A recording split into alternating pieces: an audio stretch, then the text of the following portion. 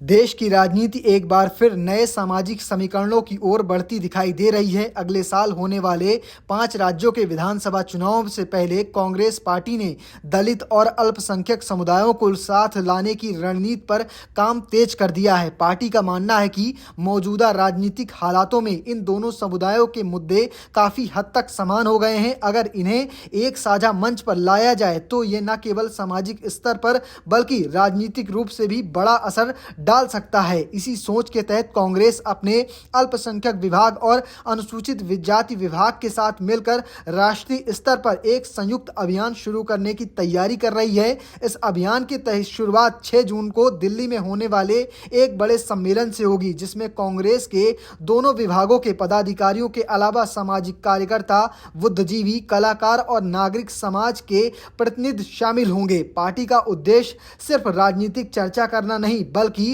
दलित और अल्पसंख्यक समुदायों की सामाजिक, आर्थिक और शैक्षणिक समस्याओं को एक साझा रोडमैप तैयार करना भी है। कांग्रेस के अल्पसंख्यक विभाग के अध्यक्ष और राज्यसभा सांसद इमरान प्रतापगढ़ी ने इस पहल को वर्तमान राजनीतिक परिस्थितियों की जरूरत बताया है। उनका मानना है कि मौजूदा सरकार के दौर में दलित और अल्पसंख्यक समुदायों ने सबसे अधिक उत्पीड़न और भेदभाव का सामना किया है। प्रतापगढ़ी के अनुसार दोनों समुदायों के दर्द और चुनौतियां काफी हद तक एक जैसी हैं, इसलिए उन्हें एक मंच पर लाकर संवाद करना समय की मांग है। दरअसल कांग्रेस इस रणनीति के जरिए उन वर्गों तक दोबारा पहुंचना चाहती है जो कभी कांग्रेस के पारंपरिक वोट बैंक माने जाते थे। लंबे समय तक दलित और मुस्लिम मतदाता कांग्रेस की राजनीतिक ताकत रहे हैं, लेकिन पिछले कुछ वर्षों में क्षेत्रीय दलों की बदलते राजनीतिक समीकरणों ने कांग्रेस की पकड़ को कमजोर कर दिया है। अब पार्टी फिर से इन समुदायों के बीच भरोसा मजबूत करने की कोशिश में जुटी है।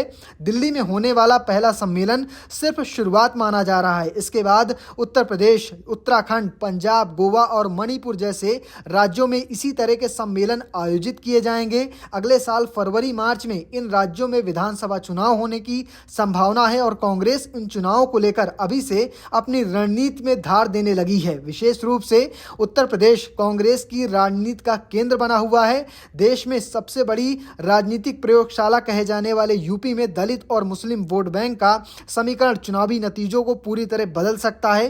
कांग्रेस नेताओं का मानना है कि बहुजन समाज पार्टी के कमजोर पड़ने के बाद दलित मतदाता नए राजनीतिक विकल्प तलाश रहे हैं। ऐसे में कांग्रेस खुद को एक मजबूत विकल्प के तौर पर पेश करना चाहती है। कांग्रेस के अनुसूचित जाति विभाग के अध्यक्ष राजेंद्र पाल गौतम भी मानते हैं कि दलित और अल्पसंख्यक समुदायों की समस्या की जड़ एक जैसी है। उनके मुताबिक एक समुदाय धर्म के नाम पर भेदभाव झेल रहा है, जबकि दूसरा जाति के आधार पर। दोनों ही समुदायों को नौकरियां, शिक्षा और सामाजिक अवसरों से वंचित रखा गया है। गौतम का कहना है कि आने वाले सम्मेलनों में सिर्फ राजनीतिक भाषण नहीं होंगे बल्कि इन समुदायों की आर्थिक और सामाजिक स्थिति पर गंभीर चर्चा की जाएगी और एक समाधान का खाका तैयार किया जाएगा।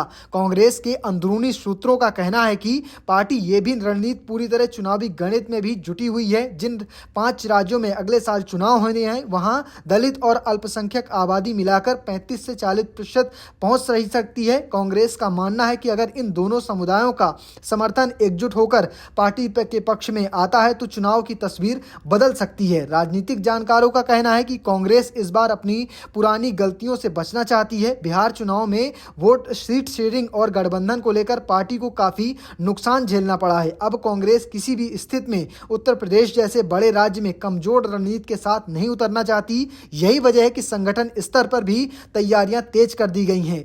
इस पूरे अभियान के पीछे राहुल गांधी की राजनीति की भी झलक दिखाई देती है। कांग्रेस नेताओं का मानना है कि 2024 लोकसभा चुनाव के दौरान राहुल गांधी द्वारा चलाया गया संविधान बचाओ अभियान दलित समुदाय के बीच काफी प्रभावित साबित हुआ। खास करके उत्तर प्रदेश में इसका असर देखने को मिला, जहां कांग्रेस और समाजवादी पार्टी गठबंधन ने बेहतर प्रदर्शन किया। भाजपा की सीटों में आई गिरावट को भी कांग्रेस इसी सामाजिक समर्थन का परिणाम मानती है। कांग्रेस नेताओं के अनुसार राहुल गांधी लगातार ये संदेश देने की कोशिश कर रहे हैं कि आर्थिक और सामाजिक न्याय की लड़ाई आने वाले समय की सबसे बड़ी बड़ी राजनीतिक लड़ाई होगी। पार्टी के अंदरूनी सूत्रों का कहना है कि राहुल गांधी का मानना है कि जैसे जैसे बेरोजगारी, महंगाई और आर्थिक संकट बढ़ेंगे वैसे वैसे हिंदू मुस्लिम ध्रुवीकरण की राजनीति कमजोर पड़ेगी। इसी सोच के तहत कांग्रेस और अल्पसंख्यक समुदाय के मुद्दों पर खुलकर बोलने की तैयारी में है। हाल ही में हुई अल्पसंख्यक विभाग की सलाहकार परिषद की बैठक में राहुल गांधी के ने नेताओं से कहा कि वो